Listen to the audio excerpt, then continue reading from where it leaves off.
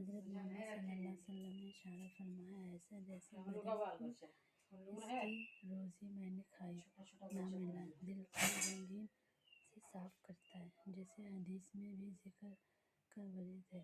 ہر چیز پر اس کے مناسب رنگ اور میلا کچیلا ہوتا ہے۔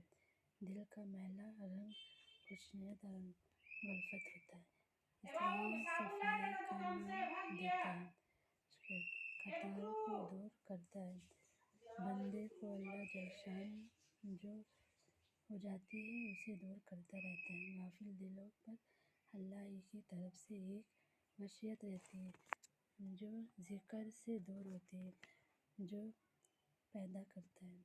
عرش کے چاروں طرف بندے کا ذکر کرتے رہتے ہیں، جیسے کہ حدیث میں آیا ہے کہ فضل نمبر حدیث، جو شخص راحت میں اللہ جل شانہ کا ذکر کرتا ہے، اللہ جل شانہ مصیبت کے وقت اس کو گویا کرتا ہے، یاد کرتا ہے۔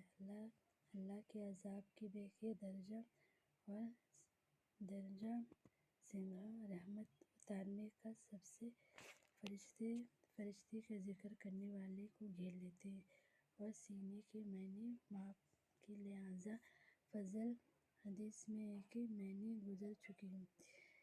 اس میں برکت سے زبان اور غیبت، چغل خوری، جھوٹ، بیکاری باتوں کو توجیہ بیکار باتوں کے محفوظ رکھتا ہے۔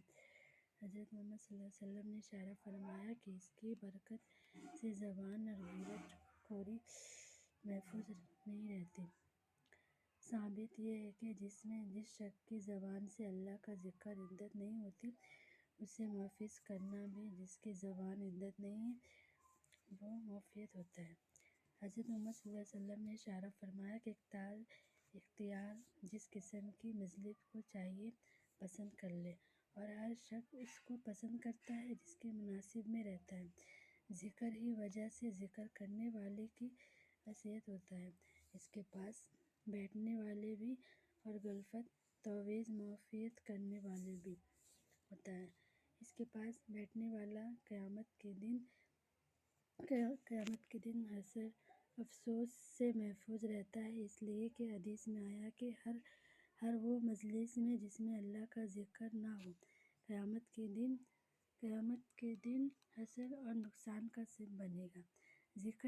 ذکر کے ساتھ اگر تنہائی کا رونا بھی نصیب ہو جائے تو قیامت کے دن تشی گرمی جب ہر شخص میدان کے حشر میں بلایا ہوگا، تڑپتا رہے گا۔